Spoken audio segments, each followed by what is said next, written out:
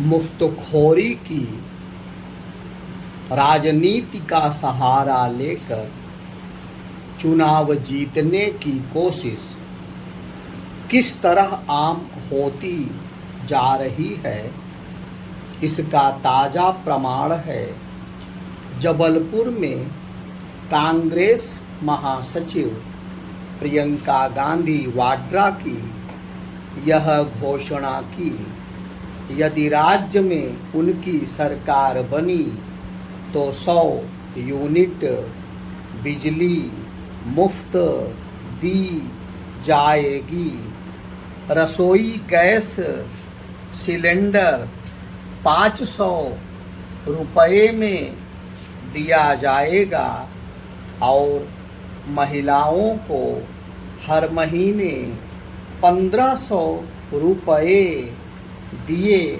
जाएंगे।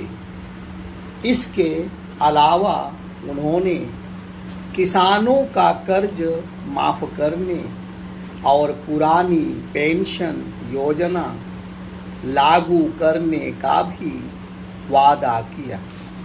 उन्होंने इसे 5 गारंटी की संज्ञा दी। उन्हें पूरा करने के लिए कर्नाटक सरकार को एड़ी चोटी का जोर लगाना पड़ रहा है, क्योंकि राज्य की वित्तीय स्थिति उन्हें पूरा करने की अनुमति नहीं देती। कांग्रेस ने हिमाचल प्रदेश में भी कुछ ऐसे ही वादे किए थे।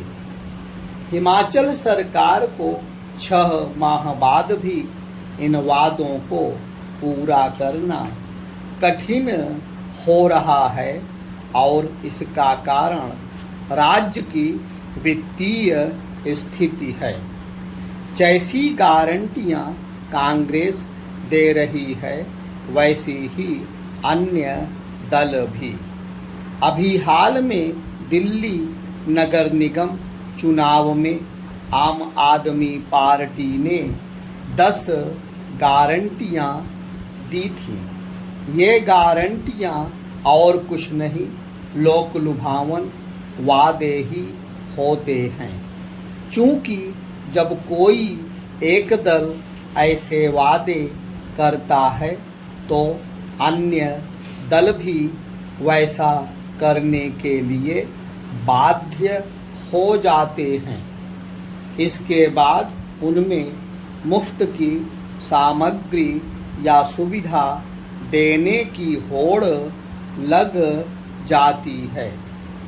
एक समय यह होड़ तमिलनाडु तक सीमित थी, लेकिन अब सारे देश में फैल चुकी है और सभी दल इसकी चपेट में आ चुके हैं। यहाँ तक कि वह भाजपा भी, जो इस तरह के लोक लुभावन वादों को रेवड़ी संस्कृति बताती है। राजनीतिक दल लोक लुभावन वादों का यह कहकर बचाव करते हैं कि उन्हें जन कल्याण कहा जाए, ना कि मुफ्तखोरी। वे कुछ भी कहें, सच यह है कि उन्होंने जन कल्याण और मुफ्तखोरी के बीच का भेद खत्म कर दिया है। वे ऐसा करने में इसलिए सफल हैं क्योंकि जो एक के लिए रेवड़ी संस्कृति है वही दूसरे के लिए जन कल्याण। चूँकि जन कल्याण की कोई स्पष्ट परिभाषा नहीं, इसलिए जिस दल के जो मन में आता है वह वैसी घोषणा कर देता है। कई बार तो उनकी ओर से ऐसी घोषणाएं भी कर दी जाती हैं जिन्हें पूरा करना संभव ही नहीं होता। उन्हें या तो आधे अधूरे ढंग से पूरा किया जाता है या देर से, अथवा उनके लिए धन का प्रबंध जनता के पैसों से ही किया जाता है। उदाहरण स्वरूप कर्नाटक सरकार ने 200 यूनिट बिजली मुफ्त देने के वादे को पूरा करने के लिए बिजली महंगी कर दी। इसी तरह पंजाब सरकार ने पेट्रोल और डीजल पर वैट बढ़ा दिया। चुनाव जीतने के लिए वित्तीय स्थिति की अनदेखी कर लोकलुभावन वादे करना अर्थव्यवस्था के साथ खुला खिलवाड़ है। इस पर रोक नहीं लगी तो इसके दुष्परिणाम जनता को ही भुगतने पड़ेंगे। मोबाइल पर ऑनलाइन गेम्स खेलने की लत यदि किसी को लग जाती है तो इससे मुक्ति पाना बड़ा मुश्किल हो जाता है, और ऐसे में यदि कोई किशोर किसी गलत संगत में फंस गया तो इसका दुष्परिणाम पूरे परिवार को झेलना पड़ सकता है। पहले गाजियाबाद और अब प्रयागराज में ऑनलाइन गेम्स के सहारे मतांतरण की घटनाएं इसका उदाहरण हैं। ये घटनाएं न सिर्फ गंभीर हैं बल्कि देश विरोधी तत्वों की गहरी साजिश की ओर इशारा करती हैं।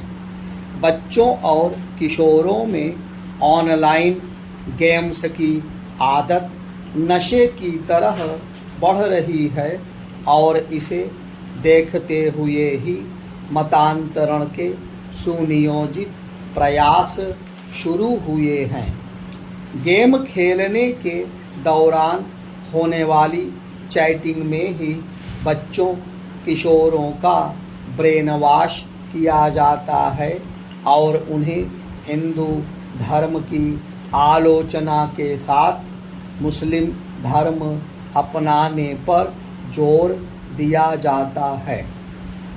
गाजियाबाद में 3 किशोरों समेत 4 लोगों के मतांतरण का साजिशकर्ता मुंबई में बैठकर ऑपरेट कर रहा था और इसके कनेक्शन पाकिस्तान से भी जुड़े थे। पुलिस ने इसमें एक व्यक्ति की गिरफ्तारी भी की है, लेकिन इसके पीछे साजिश रचने वालों को भी बेनकाब किया जाना चाहिए।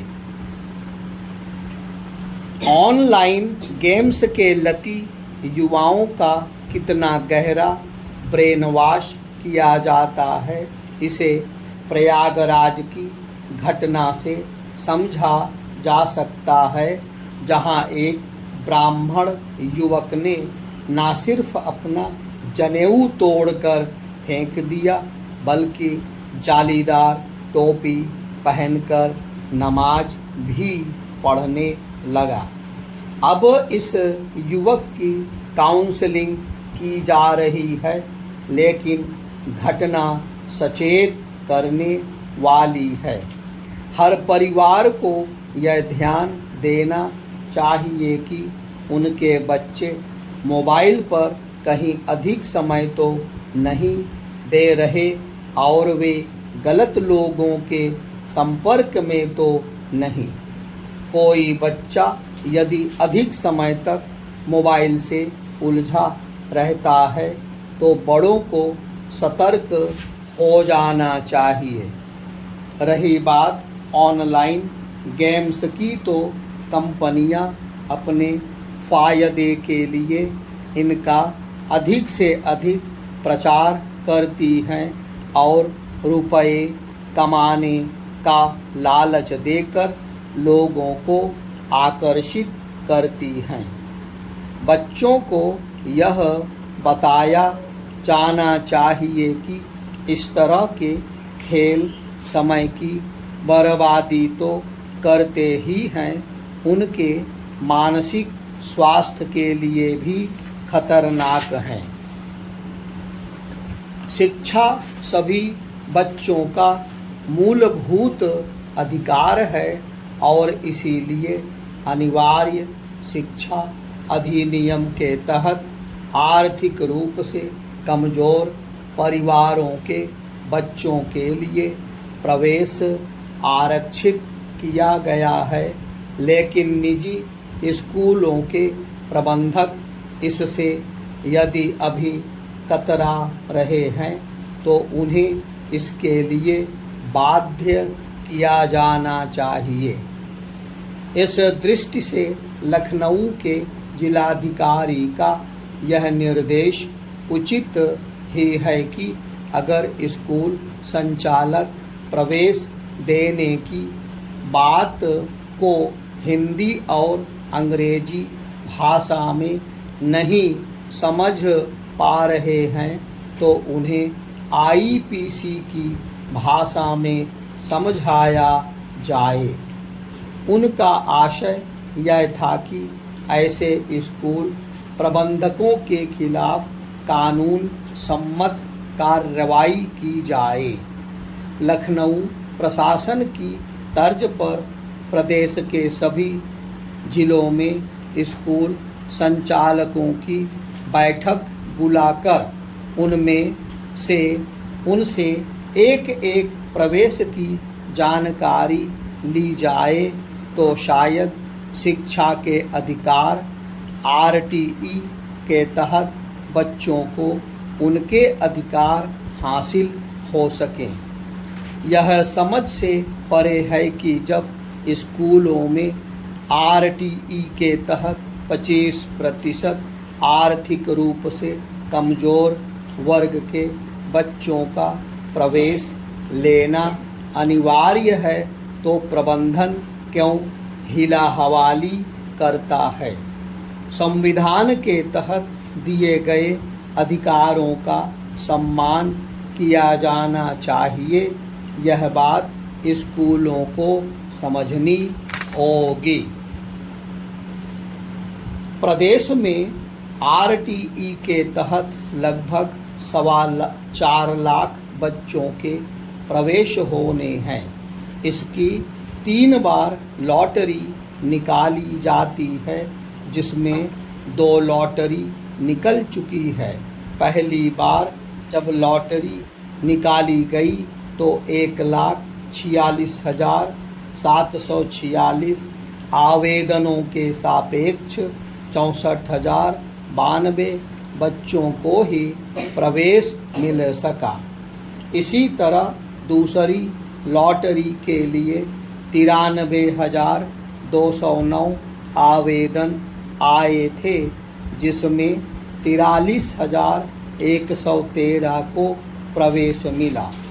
तीसरी लॉटरी 26 जून को निकाली जानी है, लेकिन जो स्थिति है उससे यह नहीं प्रतीत होता कि सभी सीटें भर पाएंगी।